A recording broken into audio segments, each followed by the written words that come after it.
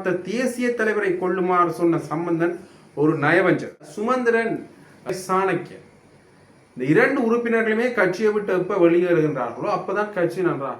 தலைவர் செத்தால்தான் நீங்கள் உயிருடன் இருக்கலாம் என சொன்ன சம்பந்தனிகள் யுத்தத்தில் பாதிக்கப்பட்ட மக்கள் நடுத்தெருவில் நிற்க வேண்டிய பின்னர் தமிழினம் என்ற ஒன்றே இருக்கவே காரணம் தமிழரசு கட்சி நம்ப வைத்து கழுத்தறுத்திருக்கின்றது. முஸ்பாத்தி பொலிட்டிக்ஸ் சொந்தங்களுக்கு வணக்கம். இந்த காணொலியில் எது சம்பந்தமாக பார்க்க போறோம் என்றால் தமிழரசு கட்சி சம்பந்தமான ஒரு விமர்சனத்தை தான் பார்க்க போறோம். அதிலையும் தமிழரசு கட்சியினுடைய முன்னாள் தலைவர் சம்பந்தன் அவர்கள் விடுதலை புலிகள் அமைப்பினுடைய தலைவர் வேலுப்பிள்ளை பிரபாகரன் அவர்களை கொல்லுமாறு சொல்லியிருந்தார் என்று ஈழத்தமிழர் முன்னணி கட்சியின் தலைவர் எஸ் ஜெயா சரவணா அவர்கள் தெரிவித்திருக்கின்றார். குறிப்பாக தமிழரசு கட்சி சம்பந்தமான ஒரு நீண்ட விமர்சனமாகவே இதை வைக்கின்றார். அதுல சுமந்திரன், சாணக்கியன், இந்த இரண்டு உறுப்பினர்களுமே கட்சியை விட்டு எப்ப வெளியேறுகின்றார்களோ அப்பதான் கட்சி நன்றாக இருக்கும். இந்த இரண்டு பேரையும் வெளியேற்றிட்டு தமிழ் தேசிய பரப்பில் பயணிக்கின்ற உறுப்பினர்களை இந்த கட்சியில் இணைக்கணும் என்ற விடைய பொருள் அவர் பேசியிருக்கிறார். அவர் என்ன விஷயத்தை சொன்னார் என்ற முழுமையான விடயங்கள் நான் சொல்றேன் பாருங்க. தமிழ் தேசிய கூட்டமைப்பை உருவாக்கி சம்பந்தனை தமிழர்களின் தலைவராக்கி பாராளுமன்றத்துக்கு அனுப்பி அழகு பார்த்த தேசிய தலைவரை கொள்ளுமாறு சொன்ன சம்பந்தன் ஒரு நயவஞ்சகர். எனவே அவரை கொல்ல சொன்ன தமிழரசு கட்சி இந்த மண்ணில் இருக்கக்கூடாது. அவ்வாறு சாணக்கியன் கிழக்கு மண்ணில் இருந்து எம்.ஏ. சுமந்திரன் கட்சியில் இருந்து விரட்டி அடிக்கப்படுவார்.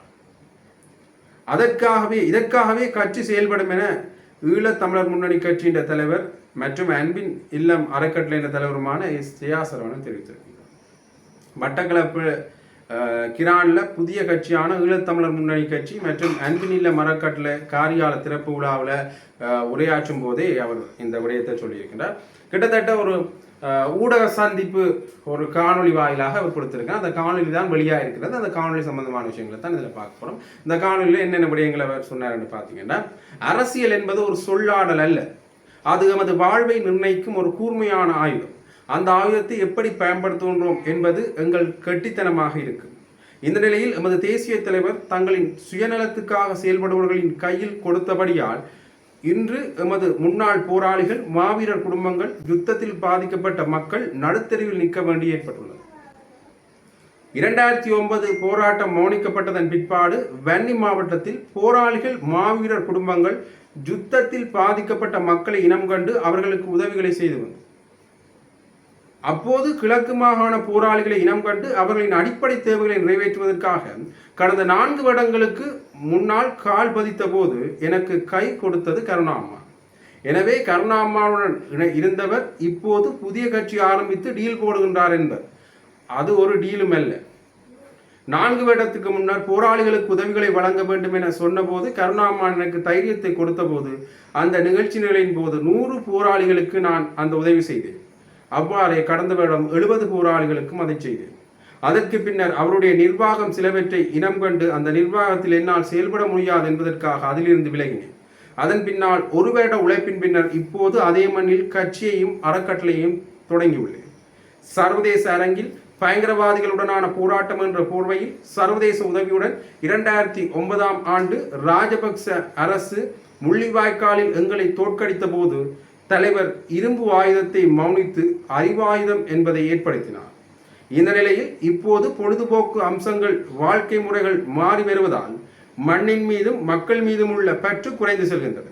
இதனை இனம் கண்டு மண்ணின் மீதான பற்றை ஊக்குவிக்க வேண்டும். அதற்கமைய அறிவாயுத போராட்டத்தை எங்கள் இளைஞர்களுக்கு கடத்த வேண்டும். ஆனால் இன்று தமிழ் தாயகமான வடக்கு கிழக்கு நிலை கேள்விக்குறியாக இருக்கின்றது. இதற்கு காரணம் தமிழரசு கட்சி நம்ப வைத்து கழுத்தறுத்திருக்கின்றது.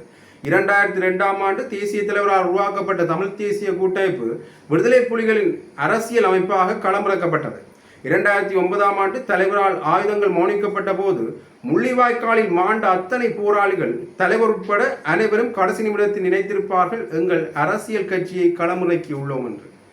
அவர்கள் எமது போராளிகள், மாவீரர் குடும்பங்கள் மற்றும் மக்களை நல்ல நிலைக்கு கொண்டு செல்வார்கள் என்ற நம்பிக்கையில் உயர்ந்தார்கள். ஆனால் நடந்தது என்ன? 2009க்கு முன்னர் நாங்கள் கற்று தெரிந்து கொண்ட பாடங்கள், மண், மக்கள், போர், கலாசாரம், போரை நடத்துவதற்கு கட்டுக்கோப்பான அமைப்பு என்றால் என்ன என அறிந்து கொண்டோம். ஆனால் 2009 பின் இன அழிப்பு நிறுத்தப்பட்டு அந்த வலி குறையும் முன்னரே வடக்கு கிழக்கு பூராகவும் போதைப்பொருள் கலாச்சாரம் பரப்பப்பட்டது. மதத்தலங்கள், 100க்கும் மேற்பட்ட கிராமங்கள் கையகப்படுத்தப்பட்டதுடன் பல ஆயிரக்கணக்கான ஏக்கர் வயல்கள் பறிபோயுள்ளது. இவைகள் 2009ற்கு முன்னர் நடைபெறவில்லை. ஆனால் இவைகள் 2009ற்கு பின்னர் தான் நடக்கின்றது. 25 வருடத்தின் பின்னர் தமிழினம் என்ற ஒன்றே இருக்கவே இருக்காது. கொழும்பில் தமிழர்கள் எவ்வாறு வாழ்கின்றார்கள் அவ்வாறு 10ஓடு 11ஆகத்தான் இருக்க வேண்டி வரும். எங்களுக்கான கலாசாரம் விழுமியம் இருக்காது. இதற்கு எல்லாம் காரணம் இந்த தமிழரசு கட்சி 22 தமிழ் பாராளுமன்ற உறுப்பினர்கள். இவர்கள் யுத்தம் முடிந்த பின் போராளிகளின் நிலையை நினைத்தார்களா? அவர்களை ஒரு வழிப்படுத்தாமல் இருந்துள்ளனர். தலைவர் செத்தால்தான் நீங்கள் உயிருடன் இருக்கலாம் என சொன்ன சம்பந்தனின் கட்சியான தமிழரசு கட்சி இந்த நாட்டிலே இருக்கக்கூடாது. அதற்கு என்னுடைய உயிர் இருக்கும் வரை விடமாட்டேன். ரா சாணக்கியன், MA சுமந்திரன் கட்சியிலிருந்து விரட்டப்பட்டு தேசியம் சார்ந்தவர்கள் இந்த கட்சியை எடுத்து நடத்த வேண்டும். இந்த நயவஞ்சகர்கள் கூட்டத்தை இந்த மண்ணிலிருந்து விரட்ட வேண்டும். அதற்கு தேர்ந்தெடுத்த பிரதேசம் வீரம் நிறைந்த இந்த கிரான் மண்ணில் சத்தியம் செய்து தமிழரசு கட்சி ஒடுக்கும் வரை ஓடுவேன். தமிழரசு கட்சி ஓடும் வரை விரட்டுவேன். இல்லாவிட்டால் அன்றுடன் நான் உயிரை விடுவேன். 1000 குற்றச்சாட்டு தெரிவிக்கலாம். ஆனால் விடுதலை புலிகள் இருந்திருந்தால் நாங்கள் நல்லாக இருந்திருப்போம் என நினைப்பீர்கள். தலைவர் அழிந்து போக வேண்டும் என அப்போது இருந்த 22 பாராளுமன்ற உறுப்பினர்களும் சேர்ந்து தொலைபேசியை நிறுத்திவிட்டு ஓடி ஒளிந்தனர். இப்போது வெள்ளை வேட்டியை போட்டுக்கொண்டு திரிகின்றனர். இவர்கள் தேவைதானா?